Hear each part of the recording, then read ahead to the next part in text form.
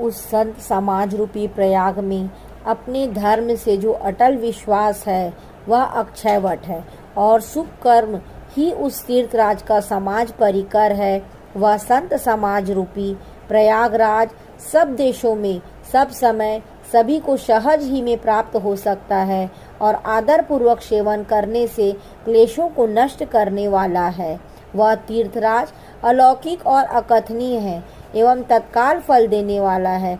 उसका प्रभाव प्रत्यक्ष है। जो मनुष्य इस संत समाज रूपी तीर्थराज का प्रभाव प्रसन्न मन से सुनते और समझते हैं और फिर अत्यंत प्रेम पूर्वक इसमें गोते लगाते हैं, वे इस शरीर के रहते ही धर्म अर्थ काम मोक्ष चारों फल पा जाते हैं। इस तीर्थराज में स्नान का फल तत्काल ऐसा देखने में आता है कि कौवे को कोयल बन जाते हैं और बगुले हंस।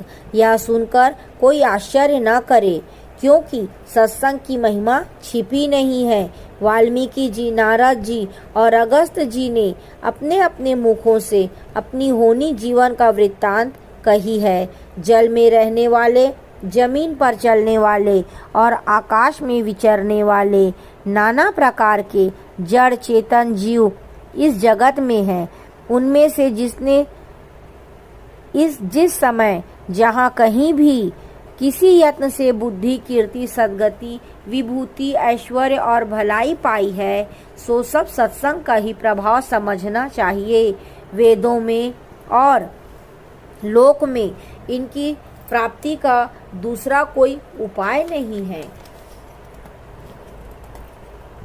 सत्संग के बिना विवेक नहीं होता, और श्री राम जी की कृपा के बिना वह सत्संग सहज में मिलता नहीं। सत्संगति आनंद और कल्याण की जड़ है। सत्संग की सिद्धि प्राप्ति ही फल है, और यह सब साधन तो फूल है। दुष्ट भी सत्संगति पाकर सुधर जाते हैं। जैसे पारस के स्पर्श से लोहा सुहावना हो जाता है, सुंदर सोना बन जाता है, किंतु दैव योग से यदि कभी सज्जन कुसंगति में पड़ जाते हैं तो वे भी वहाँ भी सांप की मणि के समान अपने गुणों का ही अनुसरण करते हैं।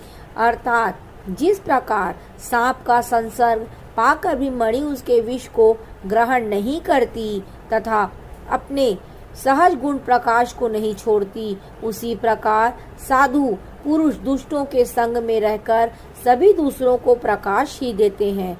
दुष्टों का उन पर कोई प्रभाव नहीं पड़ता। सीताराम।